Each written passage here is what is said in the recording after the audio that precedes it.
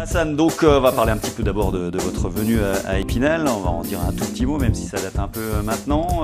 Elle s'est fait comment cette demande, cette venue? C'est vous qui étiez demandeur ou c'est le SAS qui est venu vous chercher? Non, c'est Épinal qui m'ont contacté.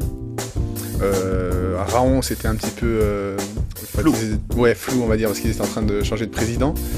Donc le soi-disant nouveau président, qui devait prendre la présidence, voilà, on s'était pas bien mis d'accord. J'ai pas senti. Enfin, si, il voulait que je reste, mais bon, quand on me dit qu'on doit m'appeler lundi, qu'on m'appelle pas mercredi, que c'est à moi d'appeler, plusieurs fois, c'est vrai que c'était un peu embêtant. Voilà, j'ai pris la décision, j'ai trouvé le challenge très intéressant à Épinal.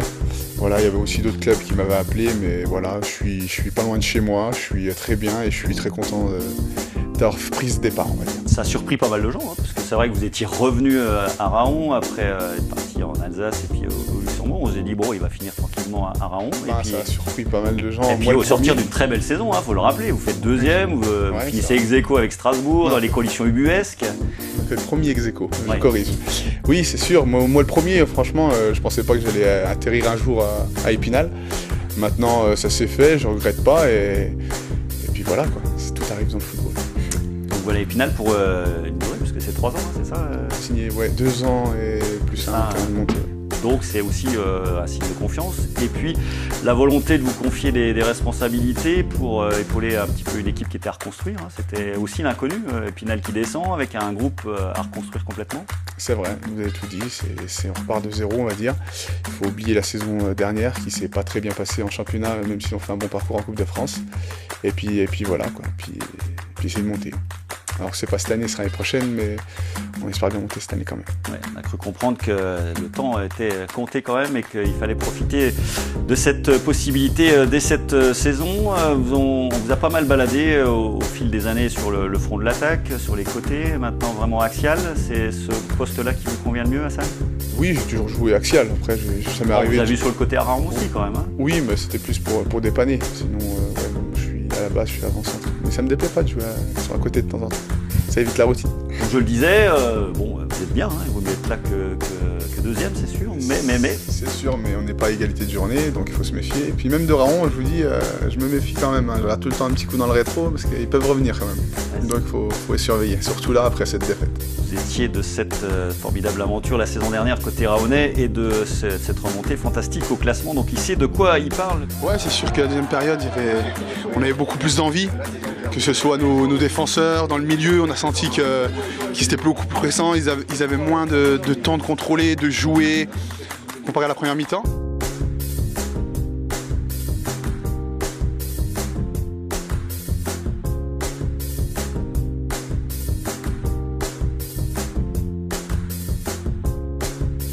Le classement, messieurs, on va voir tout de suite ce que ça donne avec Épinal, donc qui reprend 8 longueurs d'avance. Raon est 6ème, Épinal 8 longueurs d'avance, mais 2 matchs de plus qu'Yzeure, ça veut dire que si Yzeure gagne, c'est 2 matchs de retard. Que les buts de surface d'ailleurs, ouais. Hassan, hein, c'est un peu votre spécialité. Bon, on sait qu'il y a plusieurs profils d'attaquants, mais vous, on va pas dire le renard, mais c'est quand même plus ce profil-là, hein, à être dans la surface en permanence.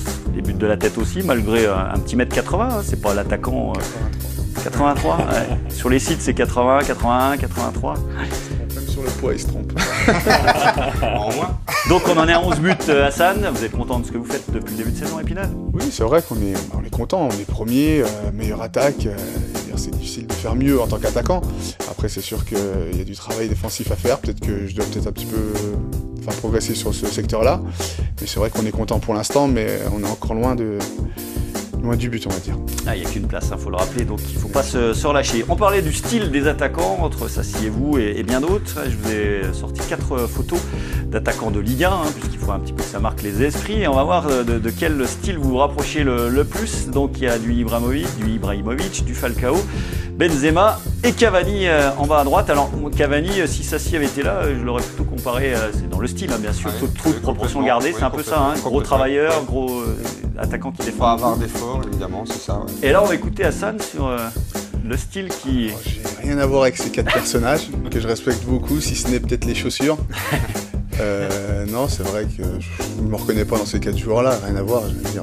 Non, mais on est d'accord. On va se mettre d'accord, on est en CFA. Même dans le style, je veux dire. Ibrahimovic, l'attaquant qui décroche beaucoup, qui joue beaucoup, c'est pas forcément vous, ça? Non. Peut-être Benzema alors. Peut-être Benzema? Ouais. Moi j'aurais dit Falcao. La coupe. C'est bizarre. Ceci étant, on a joué à Guingamp ce week-end sur une pelouse bien pire encore, hein, parce que vous avez vu ces images de Guingamp-Reims. Donc vous avez joué quand même pas mal de matchs dans votre carrière bien étoffée maintenant sur ce genre de terrain. Oui, c'est quand même rare, un terrain aussi gras, c'est quand même rare. L'année dernière, je pense qu'on avait fait un match contre Villefranche quand j'étais à Raon. Après, c'est jamais évident de jouer sur ce terrain-là. Après, bon, faut dire la vérité aussi, ça facilite pas le match pour les deux équipes. Il n'y a pas une équipe qui s'en sort le mieux. Sauf s'il y avait vraiment un gros écart technique, comme quand on joue contre une Ligue 1, ça avantage le petit, mais quand on joue un match de CFA, c'est embêtant pour les deux. Donc, on n'aurait pas dû jouer? Moi, je pense pas qu'on aurait dû jouer, honnêtement. C'est vrai Messieurs, que... vous qui avez eu la pelouse de près aussi, on a vu du football, Ouais, c'était pas forcément évident. On a Après, vu le ballon rebondissait, on sait toujours comment les arbitres réagissent dans ces cas-là, le ballon rebondissait. Il venait de loin aussi, l'arbitre.